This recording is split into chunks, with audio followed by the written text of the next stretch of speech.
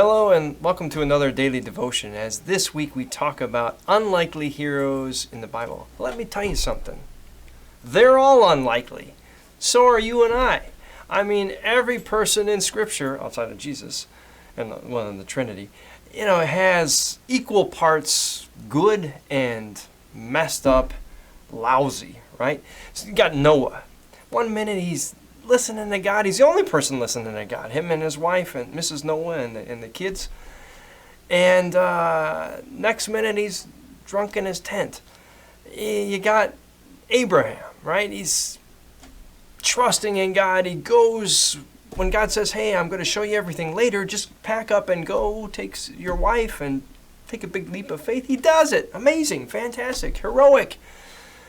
And the next minute he's lying through his teeth. Well, she's my sister. Well, no, she's not. Well, all right. And there's that bit about sacrificing his son. But anyway, each one of these guys, David, great king, guy after the Lord's heart, and then next minute he's like playing peeping Tom up on the rooftop there and killing one of his best friends.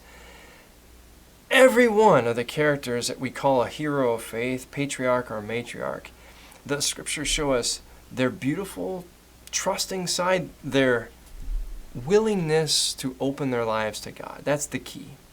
That's what makes them stand out. At some point, each of them says, here I am, Lord.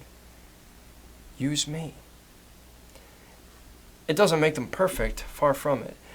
But I want to stress to us this as we're starting this week of unlikely heroes, because most of us play the comparison game. You know what I'm talking about.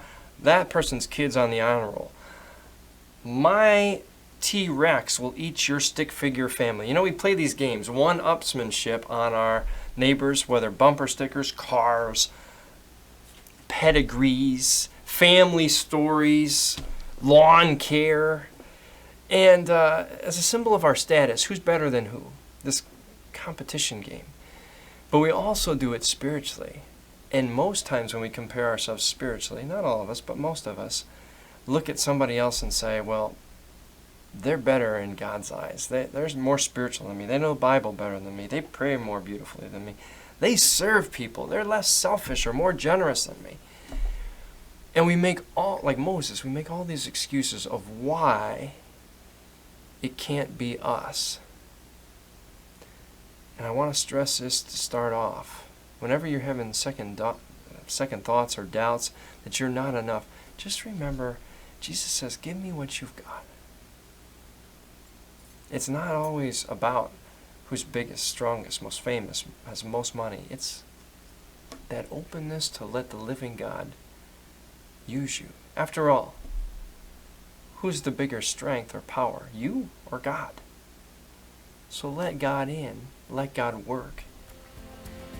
And the unlikely hero of Scripture just might be you.